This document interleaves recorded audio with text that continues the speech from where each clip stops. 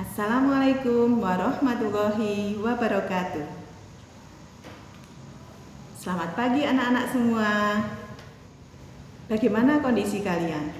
Semoga kalian selalu dalam kondisi sehat dan dalam lindungan Allah Subhanahu wa taala. Anak-anak semua, walaupun kita belajar jarak jauh, kita tetap harus semangat. Pada hari ini Ibu akan menjelaskan tema 1, yaitu tentang indahnya kebersamaan. Anak-anak nanti yang harus dipersiapkan adalah buku tema 1 yang seperti ini. Tujuan pembelajaran kita kali ini agar anak-anak mengetahui tentang 1. Gagasan pokok dan gagasan pendukung dari setiap paragraf.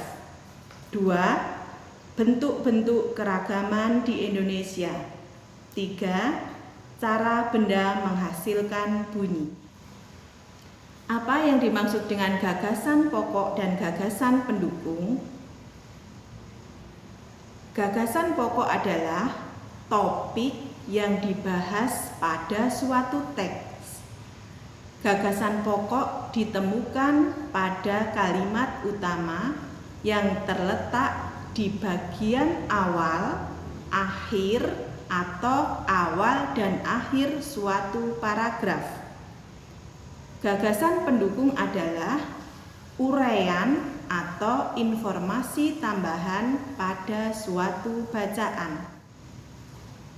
Cara menentukan gagasan pokok dan gagasan pendukung.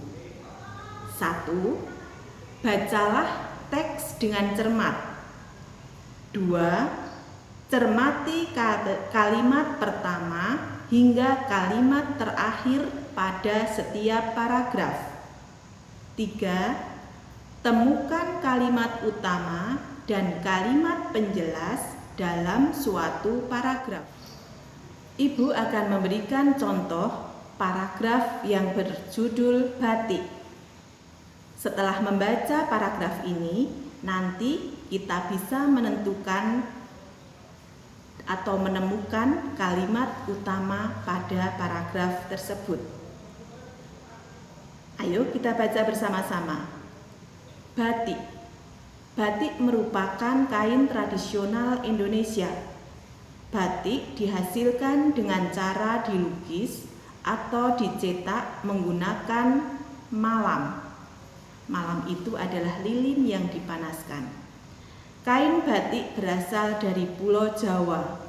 Seiring perkembangannya waktu, batik tidak hanya ada di Pulau Jawa.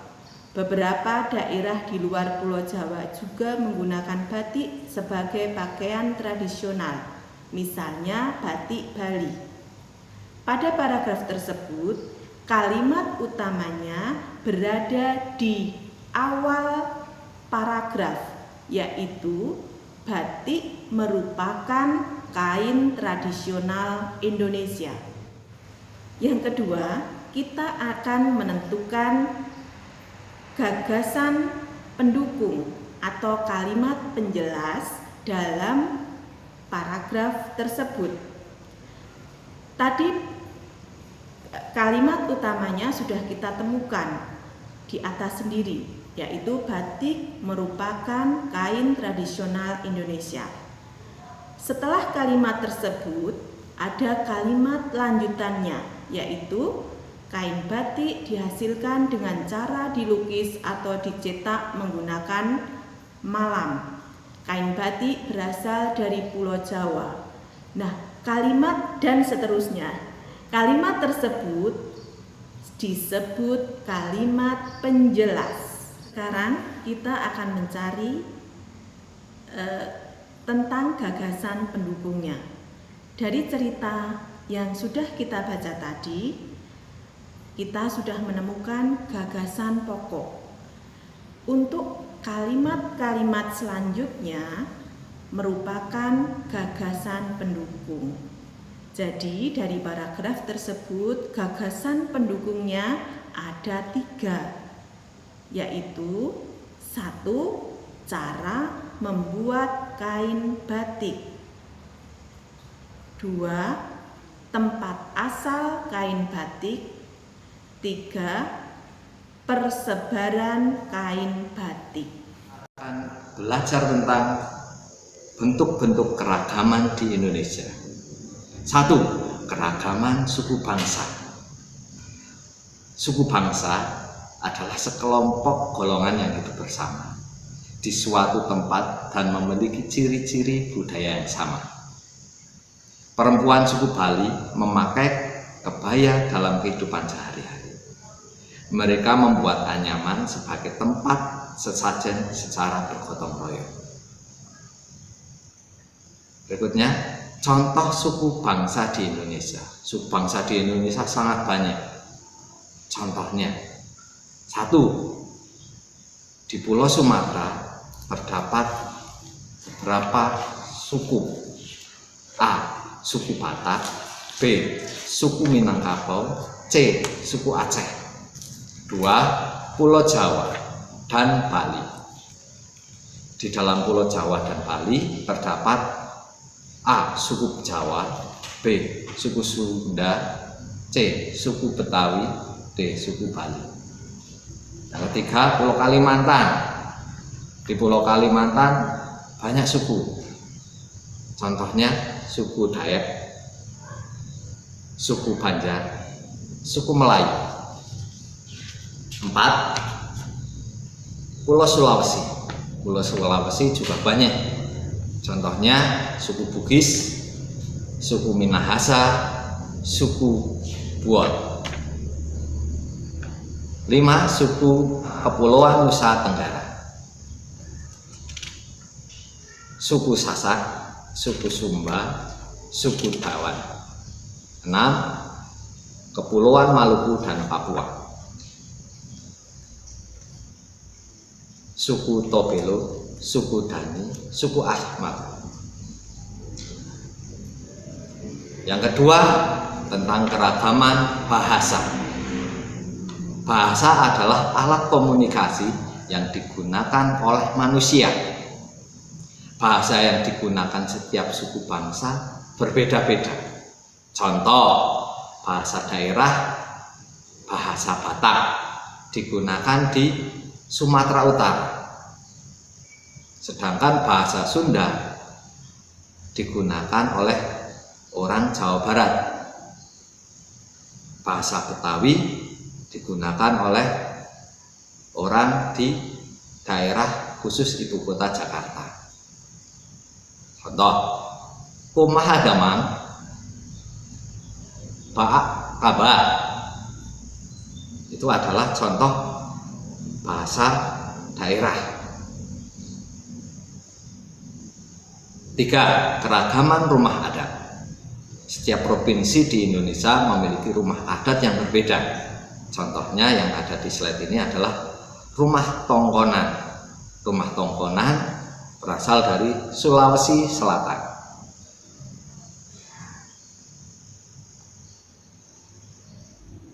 Rumah Honai. Rumah Honai berada di Pulau Papua. Berikutnya kita akan belajar tentang keragaman tarian. Tari adalah salah satu bentuk kesenian yang memadukan antar gerak tubuh dan iringan musik. Gambar berikut yaitu gambar tari kecak. Tari kecak berasal dari Bali. Nah, berikutnya adalah tari cendrawasih, masih berada di Pulau Bali. Tari perang. Tari perang berasal dari Papua. Tari Jaipong. Tari Jaipong berasal dari Jawa Barat.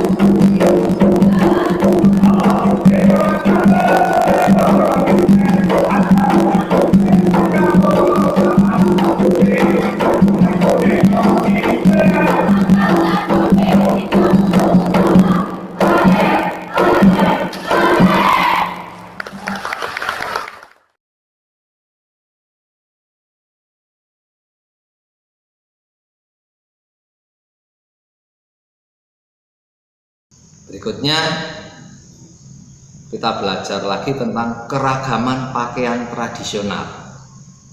Pakaian adat atau pakaian tradisional merupakan pakaian khas suatu daerah yang biasanya dipakai dalam acara adat. Contohnya pakaian adat Bundo Kanduang berasal dari Sumatera Barat. Beskap berasal dari Jawa Tengah. Payas berasal dari Bali. Berikutnya keenam, keragaman senjata tradisional. Senjata tradisional digunakan sebagai pelengkap adat. Biasanya menggunakan baju adat, pelengkap adatnya adalah senjata tradisional. Contohnya rencong dari Aceh, keris dari Jawa, tombak trisula dari Sumatera Selatan. Selanjutnya 7, keragaman alat musik tradisional. Setiap provinsi memiliki alat musik tradisional. Cara memainkan alat musik tradisional pun beragam. Contoh alat musik tradisional tambo itu dari Aceh, angklung dari Jawa Barat, pipa dari Papua. Nah, contoh gambar tersebut adalah pipa yang cara memainkannya adalah dipukul menggunakan tangan. Yang ketiga, kita akan belajar tentang cara benda menghasilkan bunyi. Alat musik tradisional di Indonesia sangat beragam. Alat musik tersebut menghasilkan bunyi yang berbeda-beda. Bunyi yang dihasilkan berasal dari benda yang bergetar dalam alat musik tersebut. Contohnya, 1.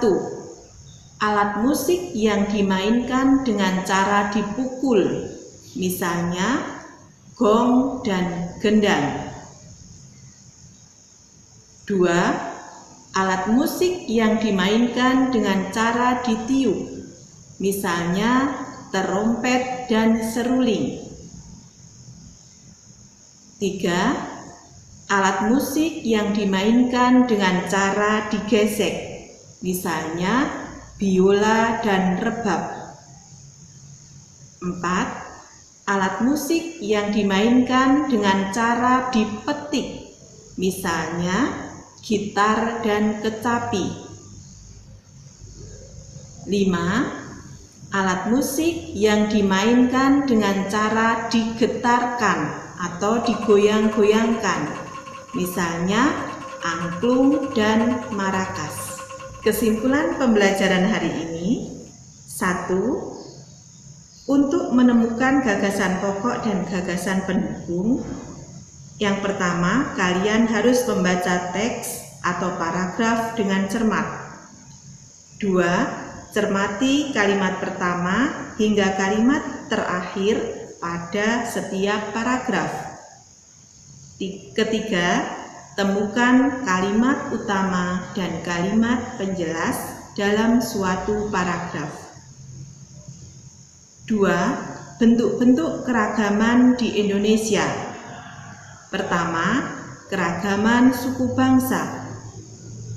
Kedua, keragaman bahasa. Ketiga, keragaman rumah adat. 4. Keragaman tarian. 5. Keragaman pakaian tradisional. 6. Keragaman senjata. 7. Keragaman alat musik. 3. Cara benda menghasilkan bunyi. 1. Dipukul, contohnya gong dan gendang. 2. Ditiup, contohnya terompet dan seruling. 3. Digesek, contohnya biola dan rebab. 4. Dipetik, contoh gitar dan kecapi. Untuk tugas hari ini, anak-anak baca cerita tentang pawai budaya pada buku tema 1 halaman 1 sampai halaman 2. Selanjutnya kalian mencari gagasan pokok dan gagasan pendukung paragraf 3, 4, dan 5. Kerjakan seperti contoh pada halaman 4, 5,